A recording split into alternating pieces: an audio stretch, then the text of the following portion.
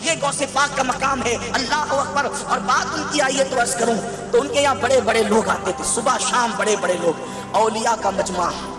بلکہ ان کے خطاب میں تو ان کی محفل کی شان بڑھانے کے لیے خود مصطفیٰ جان رحمت بھی تشریف لاتے ہیں, خضر علیہ السلام بھی آتے ہیں, مولا علی بھی آتے ہیں, حضرت موسیٰ علیہ السلام بھی آتے ہیں محفل کو چار چاند لگانے کے لیے. بلکہ ایک مرتبہ غوث پاک فرماتے ہیں اپنے ساتھیوں سے کہ آج ہماری محفل میں مصطفیٰ جان رحمت تشریف لائے تھے اور موسیٰ علیہ السلام کو ساتھ لے کر آئے تھے, اور آقا نے مجھے دیکھ کر فرمایا کہ موسیٰ دیکھو یہ میرا بیٹا عبد القادر ہے, کیا اس جیسا ولی آپ کی امت میں کوئی ہے؟ تو موسیٰ علیہ السلام نے اس کی نہیں یا رسول اللہ میری امت میں ایسا ولی موجود نہیں ہے. یہ ہے غوث پاک کی شان. اگلا کوشچن آیا علی بھائی, ایک طرف تو آپ لوگ عیسیٰ علیہ السلام کے حق میں مردے زندہ کرنے کے معجزے کو مانتے ہیں, اور دوسری طرف اگر کوئی شیخ عبد القادر جیلانی رحمۃ اللہ کا مردہ زندہ کرنے والا واقعہ بیان کر دے تو اس کا مذاق بھی اڑاتے ہیں. آخر کیوں؟ اس لیے کہ حضرت عیسیٰ علیہ السلام کی سند تو قرآن میں نازل ہوئی ہے. شیخ عبد القادر جیلانی رحمۃ اللہ علیہ کی سند کہیں نازل نہیں ہوئی ہے. اور یہ جو کہانیاں آپ کو کرواتے ہیں نا کہ اگلے انبیاء کو جتنے معجزات ملے تھے وہ ہمارے نبی علیہ السلام کو کمبائنڈ فارم میں مل گئے, یہ بھی کہانی ہے. میں آپ کو بتا دیتا ہوں کئی چیزیں جو نہیں ملی. صحیح بخاری اور مسلم میں حدیث ہے قیامت والے دن سب سے پہلے ابراہیم علیہ السلام کو لباس پہنایا جائے گا, سب لوگ ننگے اٹھائے جائیں گے. تو یہ فضیلت ابراہیم علیہ السلام کے پاس ہے. بخاری مسلم میں حدیث ہے قیامت والے دن میں سب سے پہلے قبر سے نکالا جاؤں گا, لیکن میں دیکھوں گا کہ موسیٰ علیہ السلام مجھ سے پہلے ہی اللہ کے عرش کا پایا تھامے ہوئے کھڑے ہوں گے. مجھے نہیں پتا قیامت کی بے ہوشی ان پہ طاری نہیں ہوئی ہے یا دنیا میں جو اللہ کی تجلی سے وہ بے ہوش ہوئے تھے اس کے بدلے اللہ نے وہ ان کی بے ہوشی ختم کر دی. یہ موسیٰ علیہ السلام کی فضیلت ہے. اس روئے عرض پہ ایک شخص ہے جس سے اللہ تعالیٰ نے کلام کیا ہے, کون؟ موسیٰ علیہ السلام. یہ فضیلت اور کسی کو حاصل نہیں ہے. ہمارے نبی علیہ السلام سے کیا ہے لیکن آسمانوں پہ. حضرت عیسیٰ علیہ السلام آج تک زندہ ہے, ہمارے نبی علیہ السلام فوت ہو چکے ہیں. تو حضرت عیسیٰ علیہ السلام کی یہ فضیلت ہے. اس سے بڑی چیز جس کا ان کے پاس کوئی حال ہی نہیں ہے, ہر چیز میں ادھر ادھر کریں گے. عیسیٰ علیہ السلام بغیر باپ کے پیدا ہوئے, ہمارے نبی علیہ السلام تو بغیر باپ کے پیدا نہیں ہوئے. یہ خام خواہ بنایا. یہ تو سورۃ الانبیاء کا پہلا صفحہ پڑھیں, اس میں کافروں کا اعتراض تھا کہ اس نبی کو وہ معجزے کیوں نہیں دیے گئے جو اگلے نبیوں کو دیے گئے. سورہ نساء میں آتا ہے کہ کیوں نہیں کوئی آسمان سے بجلی آتی اور وہ قربانی کو کھا جاتی, جب تک یہ معجزہ نہیں دکھائیں گے ہم ایمان نہیں لائیں گے. تو اللہ نے کہا نہیں, اللہ کی مرضی ہے معجزات میں. سورہ بنی اسرائیل میں 8 کے قریب معجزات وہ مانگتے تھے. اللہ نے فرمایا تم کہہ دو میں نبی ہوں, رسول ہوں. تو سر شیخ عبد القادر جیلانی نے کہا نبی علیہ السلام کے بارے میں بھی کوئی صحیح سند سے ثابت نہیں کہ آپ نے کبھی مردہ زندہ کیا ہو. قرآن میں نفی آئی ہے اس کی, ورنہ تو قرآن میں آتا ہے کہ تم کہتے ہو لو ہم مردہ زندہ کر کے بتا رہے ہیں. قرآن میں کہا جا رہا ہے کہ نہیں, قرآن معجزہ ہے, کیونکہ وہ معجزہ آپ کی زندگی تک ہونا تھا. اور پھر اس میں وہ کہتے ہیں کہ شیخ عبد القادر جیلانی رحمۃ اللہ علیہ نے معجزہ بڑی اس میں شڑول مارتے ہیں جناب.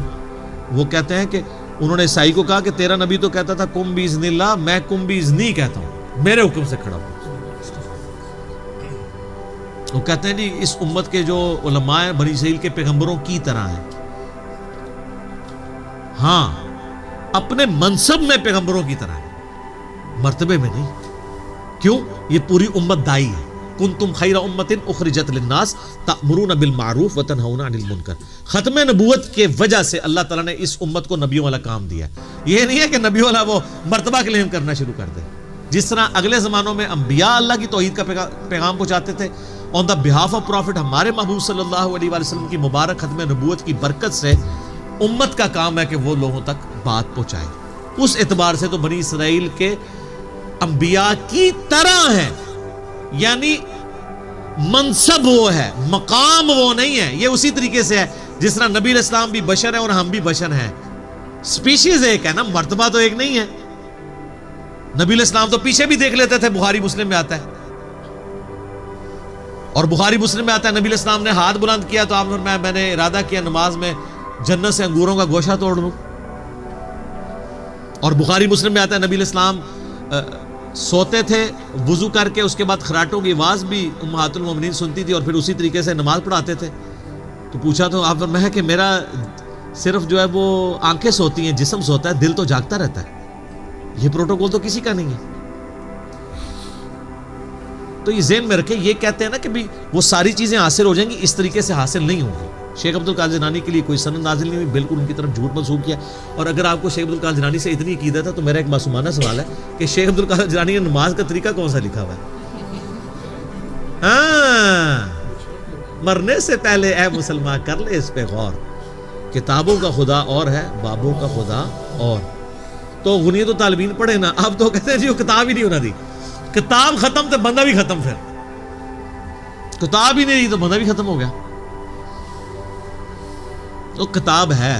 اس پہ میرا کلپ ہے 11ویں والے پیر کی نماز میں نے بتایا کہ صرف ایک آدھ بندہ ہے جس نے انکار کیا، باقی اکثریت محدثین کی، اہل علم کی، یہ ان کی کتاب مانتی ہے، اور ان کی نماز کا طریقہ وہی ہے جو بخاری مسلم میں لکھا ہوا ہے. وہ یہ ان کے نام پہ 11ویں کھا سکتے ہیں، ان کو فالو نہیں کر سکتے. بالکل اس طریقے سے جس طرح امت نبی علیہ السلام کے نام پہ جشن کر سکتی ہے، آپ علیہ السلام کی تعلیمات کو فالو نہیں کر سکتے. مشکل کام ہے. غلامی رسول میں موت بھی قبول ہے، داڑھی بیوی منع کرتی ہے، ماں دودھ نہیں بخشتی، ختم ٹھوس. ہاں بینک توڑوا لے، سڑکوں پہ ٹائر جلوا لے، لیکن پریکٹیکلی دین پہ چلنا یہ بہت مشکل ہے. فجر کی نماز کے لیے اٹھنا مشکل ہے، یہ قبول نہیں ہے. ٹھیک ہے، جزاکم اللہ خیر. نیکسٹ کوسچن ہے بھائی، فضائل اعمال میں نبی صلی اللہ علیہ وآلہ وسلم فضائل اعمال شریف جو واقعہ نقل ہوا ہے کہ آپ علیہ السلام اپنی نیند روکنے کے لیے جسم مبارک کو رسی سے باندھ لیتے تھے، تو اس پر آیت نازل ہوئی ما انزلنا علیک القرآن لتشقی. کیا یہ درست ہے؟ بالکل کہانی ہے، جھوٹ ہے. نبی علیہ السلام کی گستاخی فضائل مال میں جو لکھی ہوئی ہیں ان میں سے ایک یہ ہے. میں اس کو گستاخی اس لیے سمجھتا ہوں کہ کیا نبی علیہ السلام اپنی نیند کو روکنے کے، یعنی آپ علیہ السلام بغیر توجہ کے نماز پڑھا کرتے تھے نا، پھر تو ظاہر آپ کا دل نہیں لگتا ہوگا نا. تبھی تو نبی علیہ السلام اپنے آپ کو رسی سے باندھ لیتے تھے تاکہ مجھے جب نیند کی جیسے جھٹکا لگے تو میں دوبارہ پھر نماز پڑھوں. عقلی جھوٹ ہے. اس آیت کا تو یہ فہم ہی نہیں ہے. اس آیت کو یہ غور سے پڑھ لیتے تو ان کو پتہ چل جاتا ہے. یہ الفاظ یوں ہیں طٰہٰ ما انزلنا علیک القرآن لتشقی الا تذکرۃ لمن یخشی. آگے بھی تو پڑھو نا. اے نبی ہم نے قرآن اس لیے نازل نہیں کیا کہ آپ مشقت میں پڑ جائیں، بلکہ اس میں تو نصیحت اس کے لیے ہے جو اللہ کی دھمکی سے ڈرنا چاہتا ہے. یعنی جو دین قبول کر لے ٹھیک، جو نہیں کرتا تو آپ کو ٹینشن میں ہے کہ یہ بات نہیں مان رہے. یہ تھا مشقت، تھی تبلیغ کی مشقت. فذکر بالقرآن من یخاف وعید. اے نبی علیہ السلام آپ اس قرآن کے ذریعے نصیحت کیجئے اس کو جس کو نصیحت کرنا فائدہ دے، اللہ کی دھمکی سے جو ڈرے. سیذکر من یخشی ویتجنبها الاشقی. جو اللہ کا خوف کھاتا ہے اس کو آپ نصیحت کریں. تو یہ بالکل کہانی ہے، جھوٹ ہے. اور اس کو میں اس طرح بھی کہانی ثابت کروں گا کہ بخاری و مسلم دونوں میں حدیث موجود ہے. نبی علیہ السلام گھر میں داخل ہوئے تو آپ نے چھت سے ایک رسی لٹکی ہوئی دیکھی. آپ نے فرمایا یہ رسی کس نے لٹکائی ہوئی ہے؟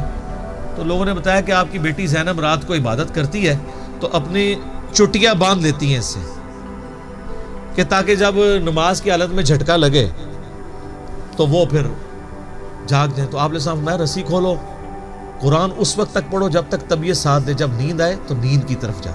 یہ غافل، تم قرآن پہ کبھی غالب نہیں آ سکو گے. قرآن تم پہ غالب آ جائے گا. ہر وقت تو بندہ نہیں پڑھ سکتا. تو جو نبی بخاری اور مسلم میں اپنی بیٹی کی رسی کھلوا رہے ہیں انہوں نے خود باندھنی ہے نا. مرنے سے پہلے اے مسلمان کر لے اس پہ غور. کتابوں کا خدا اور ہے، بابوں کا خدا اور. دیکھیں ایک ایک حوالہ ہم حدیث کی کتابوں سے پیش کر رہے ہیں، علم وحی سے. الحمدللہ. ٹھیک ہوگا. جزاکم اللہ خیر.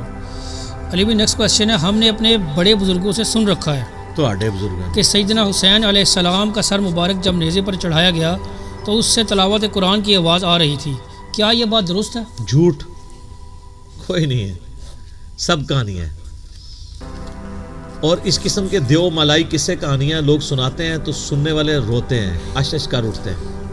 میرے بھائی جو دنیا سے چلا گیا اب وہ کبھی قیامت تک واپس نہیں آئے گا، نہ اس کے ساتھ اس طرح کی ایکٹیویٹی کوئی پرفارم ہوگی. یہ بالکل کہانی ہے کہ سیدنا حسین کا سر جب نیزے پہ چڑھایا گیا تو وہ تلاوت قرآن کر رہے تھے.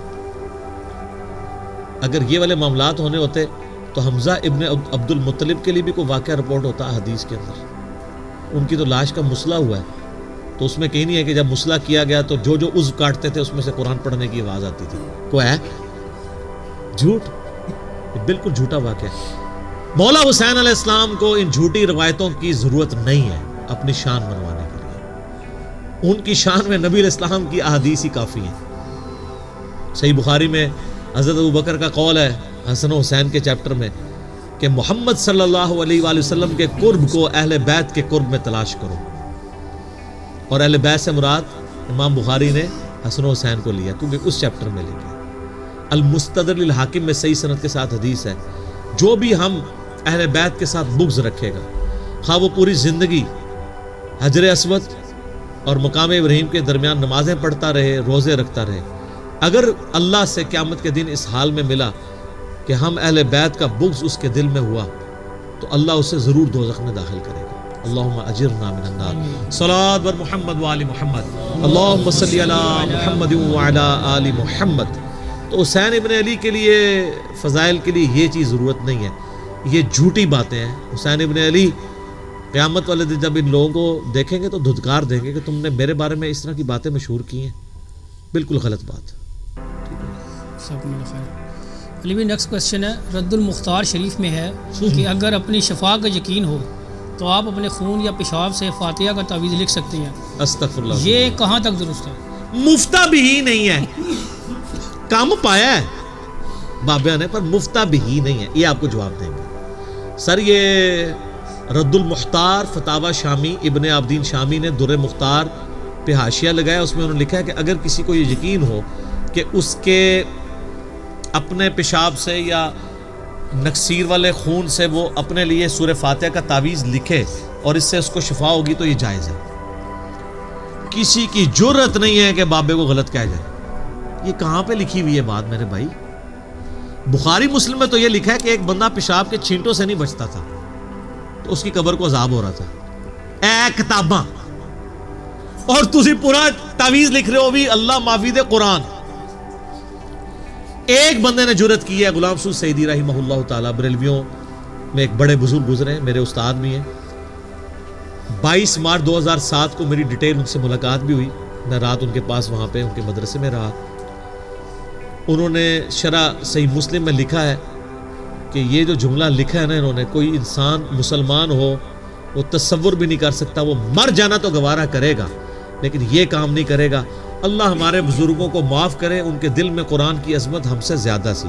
اے تو ذرا انہوں نے ٹیوز نہیں دی تھی، لیکن بال کی کھال اتارنے کی عادت نے ان کو یہاں تک پہنچایا کہ انہوں نے ایسی باتیں لکھی۔ لیکن یہ غلام سعود سعیدی نے کیا وہ بھی بڑے طریقے سے، اور تو کسی کی جرت نہیں ہے۔ یار اس طرح کی باتیں کرنے کے بعد یہ مفتہ بھی کو تو چھوڑیں آپ، یہ بات لکھنا یہ دماغ میں ڈالا کس نے؟ آپ نے یہ پڑھا نہ ہو تو آج تک آپ کے دماغ میں کبھی کسی مسلمان کے دماغ میں یہ بات آئی ہے کہ میں یہ کام کروں؟ آپ کہتے ہیں رحمت اللہ علیہ، اس کو مجدد مانتے ہیں ابن عابدین شامی کو، اعلیٰ حضرت نے اپنے فتووں کی تقریر اس سے لکھوائی ہوئی ہے۔ آپ اندازہ کریں، بلکہ وہ تو دوسرا بندہ تھا، یہ نہیں تھا، یہ تو ان سے پہلے مر گیا تھا، لیکن وہ ان کو بڑا شیخ مانتے ہیں، اعلیٰ حضرت بھی اور باقی بھی، ابن عابدین شامی کو۔ یہ وہ، اور یہی وہ بندہ ہے جس نے محمد الوہاب صاحب کو کہا یہ نجد سے سینگ نکلا ہے، اپنی وہی حالت ہے جی۔ اے میں نجدی اتنے ایک لیکچر ریکارڈ کرانا ہے، بڑے عرصے کا منو آیا ہے، وہ میں پھر پول مزید کھولاں گا اس بندے دے، انہیں کے کم پائے نے۔ بالکل یہ بابوں کا دین ہے، بابوں والے چاٹیں اس کو، اور 295 سی لگائیں اپنے بابوں کے اوپر۔ ہم تو یہی کہیں گے کہ مرنے سے پہلے ہے مسلمان، کر لے اس پہ غور۔ کتابوں کا خدا اور ہے، بابوں کا خدا اور۔ چلو اللہ اللہ خیر سے۔